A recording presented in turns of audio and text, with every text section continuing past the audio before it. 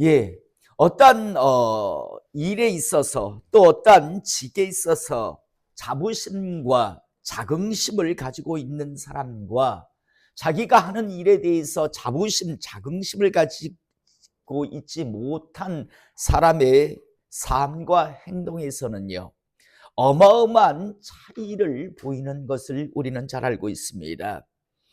예를 들자면 가끔씩 운전을 하고 가다 보면 도로 위에서 오토바이를 타고 있는 사람들을 보게 됩니다.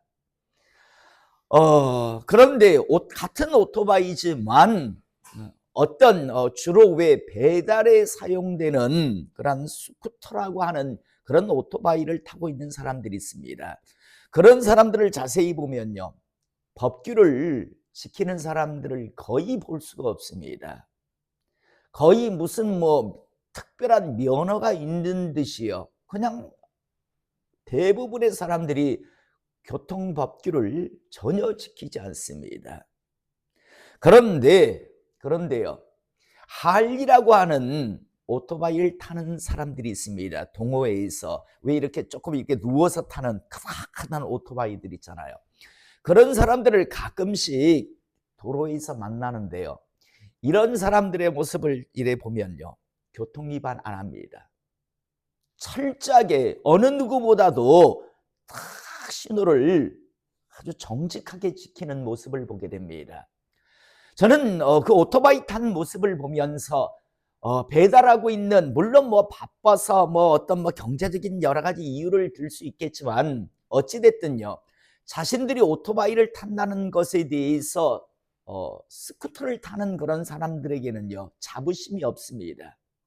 그런데 할리라고 하는 오토바이를 타고 있는 사람들을 보면 자신이 오토바이를 타는 사람이라고 하는 것에 대한 굉장한 자부심, 자긍심을 가지고 있구나라는 것을 충분히 느낄 수 있습니다. 그래서 자부심과 자긍심을 가지고 있는 사람과 자부심, 자긍심을 가지고 있지 않는 사람의 삶과 행동은 어마어마하게 차이가 나는구나라는 것을 이런 부분에서도 충분히 우리는 알 수 있습니다. 언젠가도 말씀드렸지만요, 담비 중에서 흰 담비가 있다고 했잖아요. 이 흰 담비는 자신의 그 흰 털에 얼룩 진흙이 묻는 걸 굉장히 싫어한답니다. 그래서 흰 담비를 잡는 방법은, 담비는 여러 그런 통로를 만들고 그렇게 사는데요, 그 통로들마다 더러운 진흙들을 막 묻혀놓고 한 군데만 깨끗하게 해놓고 이제 여러 가지 나오게 할 수 있는 방법을 사용하면 틀림없이요, 깨끗한 구멍으로 나와서 이 담비를 잡을 수 있답니다. 차라리 자신의 그 흰털을 더럽히느니 차라리 잡히겠다라는 그런 아마 마음인 것 같아요. 다 흰 담비들은요, 나름대로 자신의 그 깨끗함에 대한 자부심, 자긍심을 가지고 있는 것은 아닌가라는 그런 생각을 하게 되는데요, 저는요, 오늘 이 시간은 우리 성도님들이 하나님의 사람에 대한 자부심, 자긍심을 꼭 갖고 있기를 이 시간 축복합니다. 가끔씩요, 가끔씩 택도 없는 사람들이 교회가 어떻니, 목사가 어떻니, 하나님 사람을 믿는 사람들이 어떻니 하면서 이렇게 시비를 거는 사람들이 있습니다. 예전에 제가 한번 그런 사람을 만나서 괜히 시비를 걸어요. 그러면서 그러니까 내가 그래서 교회를 내가 다니지 않는다 이런 식으로 이야기하더라고요. 그래서 제가 그랬어요. 내가 당신 보고 이제 교회 나오라더라. 당신 보고 내가 섬기는 주인님인 예수님 믿으라더라. 당신 같은 사람은 어차피 하나님 못 섬겨. 하나님이 당신 같은 사람 안 불러. 걱정하지 마라. 당신이 왜 교회를 비난하는데? 내가 당신 보고 언제 우리 교회 나와달라 하더나. 당신 같은 사람은 어차피 하나님을 제대로 섬길 수 없는 사람인데 교회가 어떠니 목사가 어떠니 하고 떠드는데, 어차피 당신 같은 사람 안 불러. 걱정하지 마. 그리고 우리 교회에서도 당신 오라고 안 하니까 걱정하지 말고 함부로 이야기하지 말라라고 그렇게 제가 이야기한 적이 있습니다. 태도 않는 사람들이요. 하나님이 어쩌니, 교회가 어쩌니, 뭐 교회 성 뭐 목사가 어떠냐고 함부로 자기들 이야기하는데, 여러분 제가 한 번씩 말하잖아요. 여러분 우리가 복음을 전할 때 당당하게 전할 수 있길 원합니다. 여러분 우리가 가지고 있는 게 뭐 별볼일 없는 거고, 그래서 그걸 뭐 괜히 숨기면서 부풀려서 하는 거라면 비굴하게 예수 믿으십시오 뭐 어쩌고 저쩌고 하겠지만, 우리가 가지고 있는 게 진짜 보물인데 당당하잖아요. 아니 예수님의 복음 전파의 모습을 보세요. 너희들은 마을에 들어가서 당당하게 복음을 전해라. 대신 뭐 여기서 저기서 이 집에서 있는데 저 집에서 대우 좋게 한다고 글로 옮겨 다니지 말아라. 그런데 너희들이 전하는 복음을 받아들이지 않으면 나와서 당당하게 먼지를 털으라고 이야기해. 보는 앞에서. 이게 무슨 뜻입니까? 당신들에게는 기회가 있었어. 그런데 분명히 당신 스스로 그 기회를 거절한 거야라는 것을 분명히 보여주라는 거거든요. 저는 이 시대에 뭐 복음을 전한다고 하면서 뭐 전도한다면서 뭐 비굴하게 우리가 무슨 뭐 피라미드 판매하는 사람들이에요.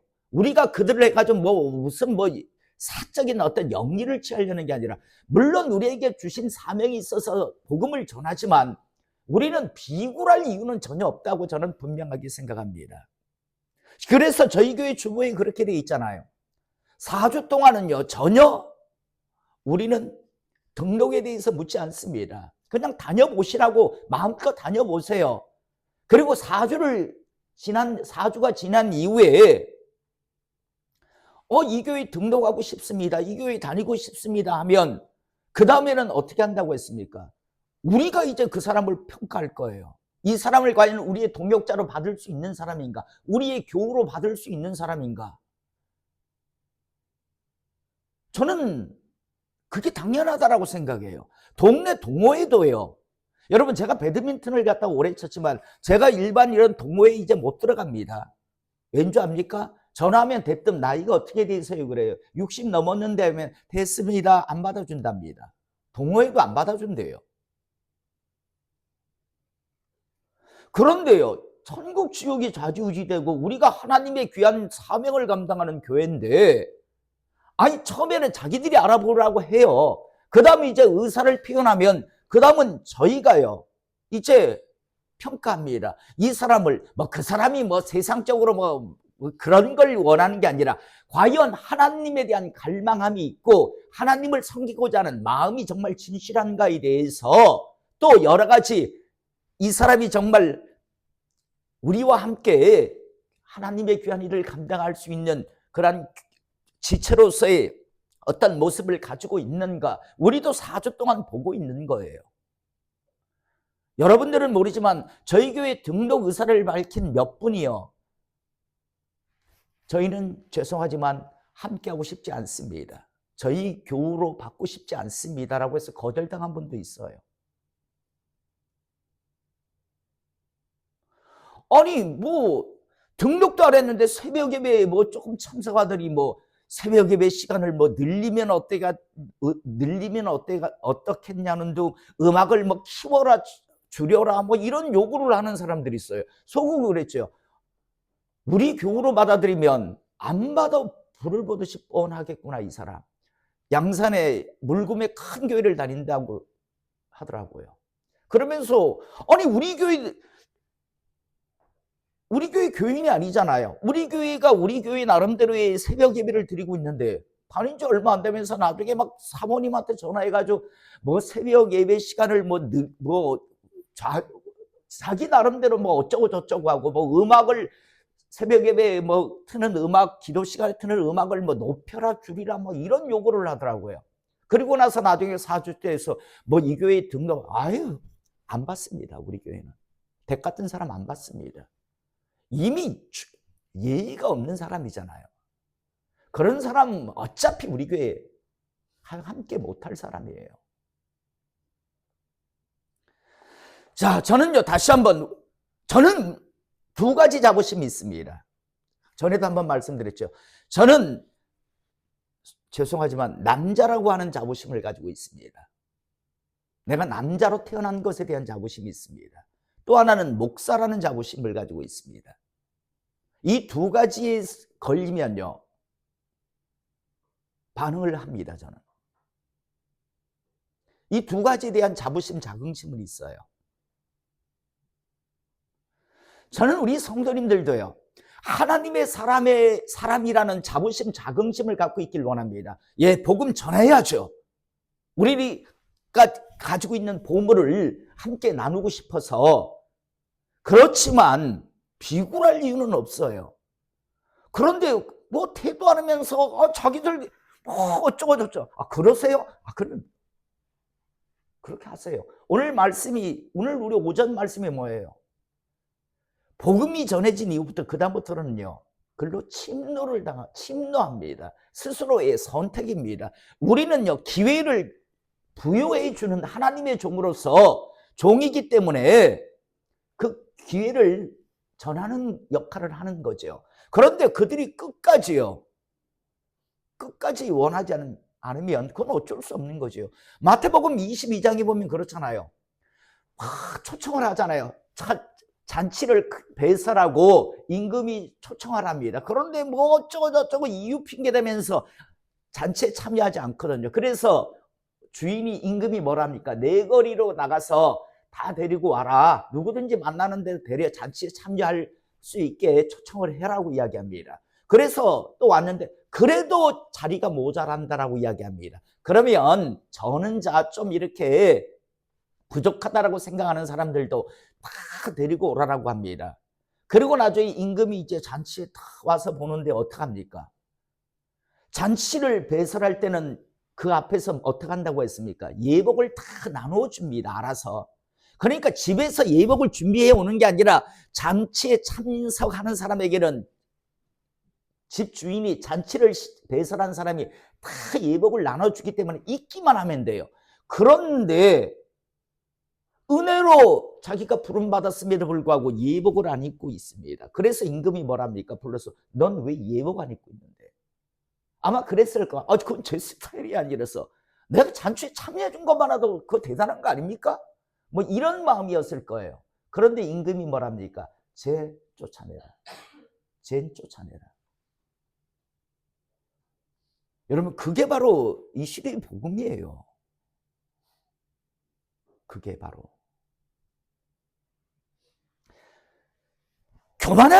교만하고 거들먹거릴 일은 없죠. 최선을 다해서 정중하게 복음을 전하길 원합니다. 그렇지만 뭐 대도 않게 뭐 어쩌고 저쩌고 교회에 대해서 하나님에 대해서 함부로 하는 사람에게 굽신거리질 필요는 없어요. 그게 선택이세요. 예, 선택 존중합니다. 그런데 나중에 후회는 하지 마십시오. 기회는 있으셨습니다. 이거지요, 뭐. 저는 우리에게 주신 기회, 우리가 귀하게 여기며 이렇게 붙들 수 있기를 이 시간 축복합니다.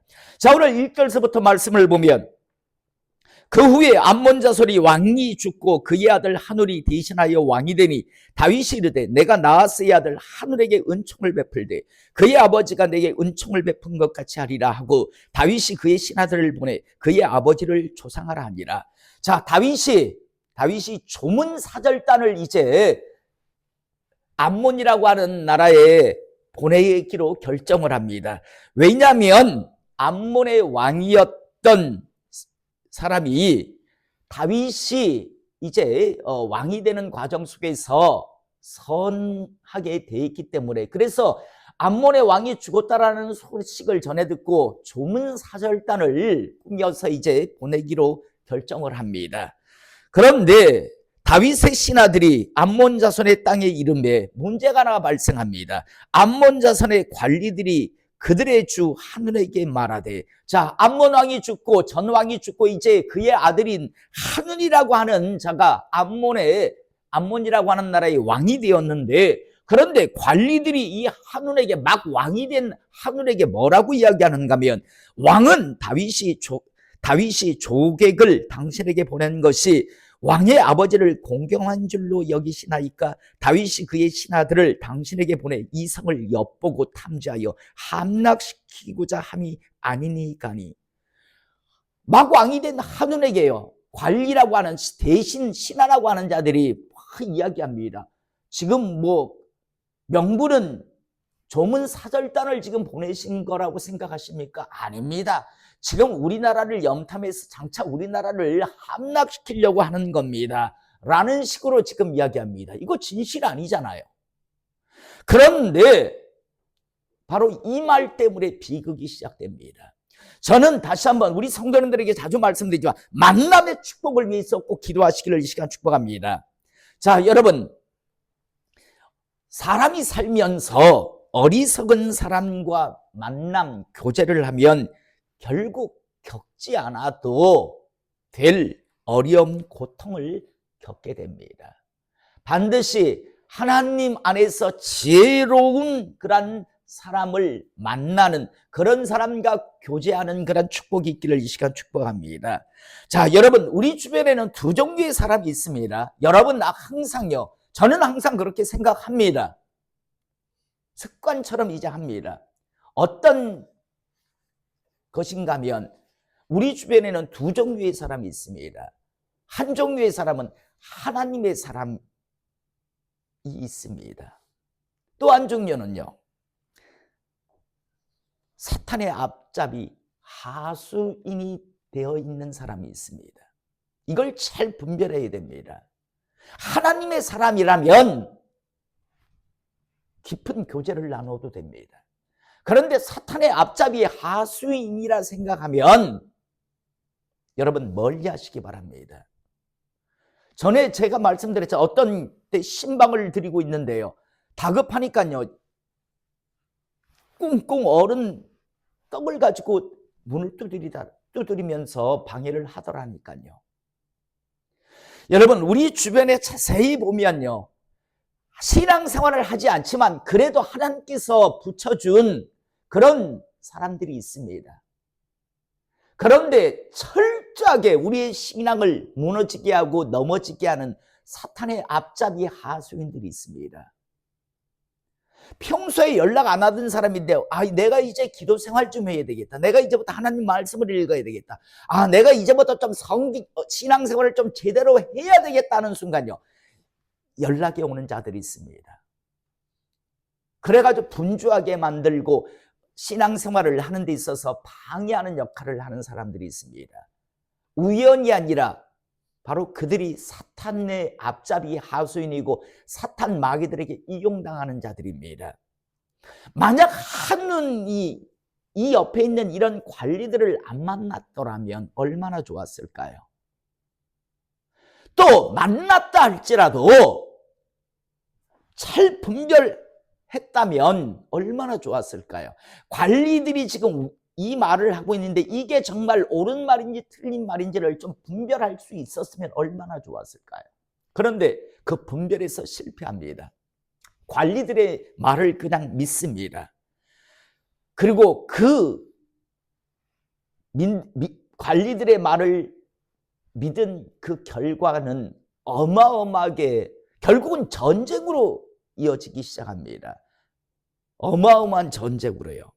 자, 오늘 4절에 보니까 한눈이 관리들의 말을 듣고 신하들의 말을 듣고 어떤 짓을 하는가 하면, 이에 한눈이 다윗의 신하들을 잡아 조문사절단으로 온 사람들에게 지금 그들의 수염 절반을 깎고 그들의 의복에 중동볼기까지 자르고 돌려보내매, 이건요 대놓고 모욕과 수치를 주는 겁니다. 그런데 이 모욕과 수치는요, 조문사절단으로 온 사람에게 주는 모욕과 수치가 아니라 누구를 향한 모욕과 수치입니까? 그들을 보낸 다윗을 향한 모욕과 수치를 지금 주는 거거든요. 오늘 5절에 사람들이 이 일을 다윗에게 알리니라. 그 사람들이 크게 부끄러워하므로 왕이 그들을 맞으러 보내 이르기를 너희는 수염이 자르기까지 여리고에 머물다가 돌아오라 하니라. 다윗이 얼마나 분노했는지 조문사절단으로 간 사람들에게요, 바로 예루살렘으로 돌아오지 마라. 여리고에 있으면서 수염이 다 자랄 때까지 있다 돌아와라.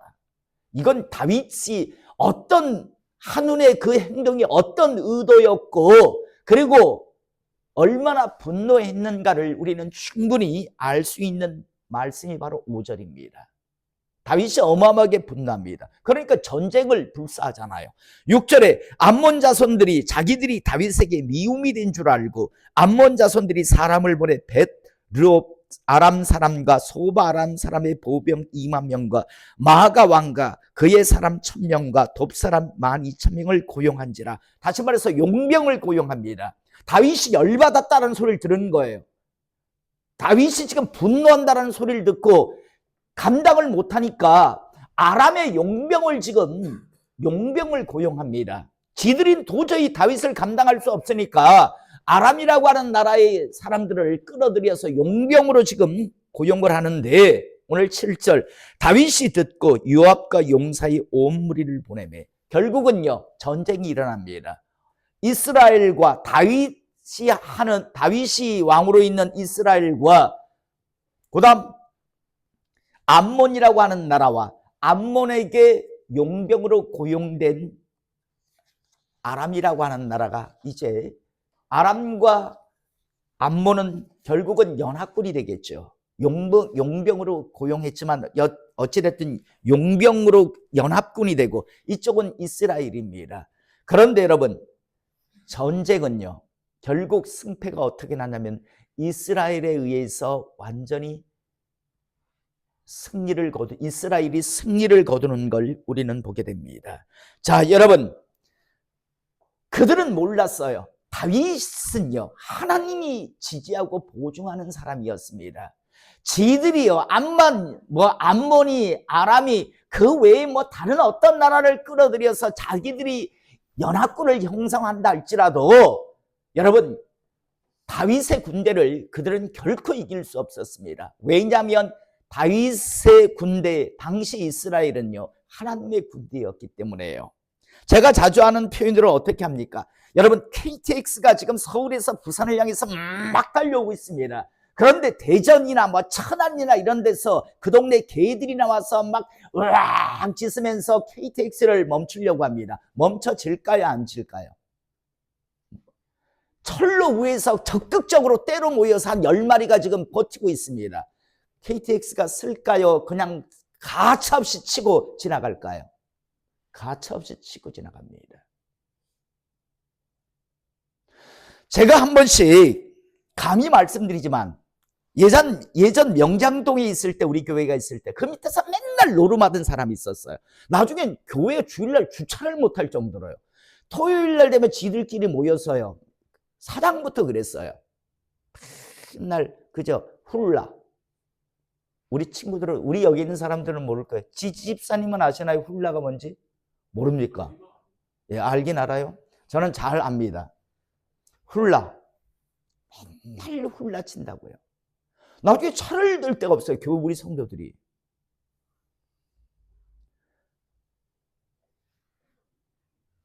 나중에 망하더라고요. 망했어요, 그 회사. 저희 교회 여기에 왔을 때 요 앞에 하도 주차 문제 때문에 또 여기에도 조금 문제가 있었는데, 저 옆에 하나가 찐짜를 붙었어요. 구청에다가 막 전화하고, 최 집사님 아세요? 그때 있었던 일? 어쨌든 찐짜가 붙었어요. 문 닫았어요. 없어요. 회사 없어졌어요. 저는 속으로 그래 생각해요. 우리 교회가 제대로 되게 안 달려간, 제대로 가는 게 아니고 엉뚱하게 간다면 하나님의 지지와 보증함이 없겠죠. 그런데 우리 교회가 제대로 가는 데 있어서 개인이 찐짜 붙고 어쩌고 저쩌고, 저는 KTX가 달려가는 데 있어서 동네 개라고 생각합니다. 짖을 수는 있어요. 동네 개들이 나와서 KTX가 달려가는데 와서 짖을 수 있고 가로막으려고 할 수는 있어요. 그런데 박살은 누가 나는가 하면 철로 옆에 있는, 철로 안에 들어와 있던 개들이에요.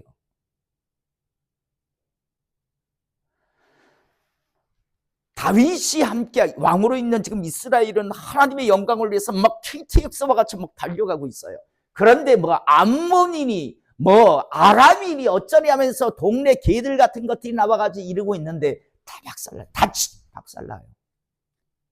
결과는요, 오늘 우리가 마지막 절에 보면 다시는 아람이 암몬을 돕지 않았다라고 나옵니다. 왜? 야, 저게 연루돼가지고 다른 일도 아니고 이스라엘이라고 하는 나라가 하나님의 백성들이 지금 하나님의 지지와 보존하심 속에서 막 달려가는 데 있어서 엉뚱하게 찐짜 붙다가는 괜히 그 가로막는 데 편들어주다가 박살나는구나라는 것을 아람이라고 하는 나라가 뼈저리게 느꼈기 때문입니다. 배웠기 때문입니다. 그래서 19절에 보면 하다데셀에게 속한 왕들이 자기가 이스라엘 앞에서 피함을 보고 이스라엘과 화친하고 섬기니 그러므로 아람 사람들이 두려워하여 다시는 암몬 자손을 돕지 아니하니라. 저는요, 아까 말씀드린 그게 하나님의 영광을 위해서 저희 교회가 했다라고 생각합니다. 야, 교회 괜히 하나님을 믿는 하나님의 사람들에게 진짜 붙다가 박살 나는구나라는 거예요. 그걸 하나님께서 보여주셨다고 생각합니다. 제가 이 교회에 한 20여 년이 있었는데 여지껏 진짜 붙어가지고 성했던 사람과 어떤 무슨 옆에 어떤 사람 그런 걸 한 번도 본 적이 없어요. 여러분, 다시 한번 말씀드립니다. 하나님은 살아계십니다. 그냥 우리가 만들어낸 하나님 하면서 하나님 아버지 하면서 우리가 섬기는 게 아니라 살아계신 하나님이 우리를 긍휼히 여기서 우리를 불러주시고 하나님 백성 삼으시고 하나님의 영광을 위해서 일하라고 불러주셨음을 믿으시기 바랍니다. 그런 사람들이 모여있는 곳이 바로 이 교회입니다. 그런데 이 하나님의 거룩한 공동체예요. 엉뚱하게 진짜 묻고 뭐 와서 회방하려고 하면 그건 하나님이 안 두세요. 하나님이 그대로 안 두세요. 잊지 마시기 바랍니다. 자, 말씀 정리할게요. 자, 우리는 하나님의 사람들임을 잊지 않기를 원합니다. 우리 교회는 하나님의 교회입니다. 그러므로 자부심과 자긍심을 가지고 담대하게 달려나갈 수 있기를 이 시간 축복합니다. 우리가 하나님의 사람으로 달려가다 보면 우리 교회의 여러 가지 일들, 사역에 대해서 폄훼하는 자들도 있고 회방하는 자들이 분명히 있습니다. 아주 교묘하게요. 우리 교회의 사역, 우리 교회에 나가는 방향에 있어서 방해도 하고 뭐 알지도 못하면서 안 좋은 그런 소문을 퍼뜨리는 그런 사람들, 그런 어떤 종류의 부류의 사람들이 꼭 있었습니다. 그런데 여러분, 그냥 신경 쓰지 않아도 됩니다. 우리 교회가 우리가 잘못된 방향으로 가면 그건 큰일 나겠죠. 그런데 우리가 제대로 가고 있다면 전혀 신경 쓰지 마세요.